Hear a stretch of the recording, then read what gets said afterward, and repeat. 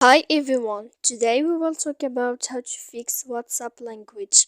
To know how to fix WhatsApp language, you should just go to settings like this. We will click. After that, in this page, you will go to apps, default apps, app settings. When you will see this list, you will go down to find the application of WhatsApp. And when you will see this page, you will click for stop. When you will end this, you will enter to storage. After that, in this page, you will click clear cache here, and then you will go to click clear data.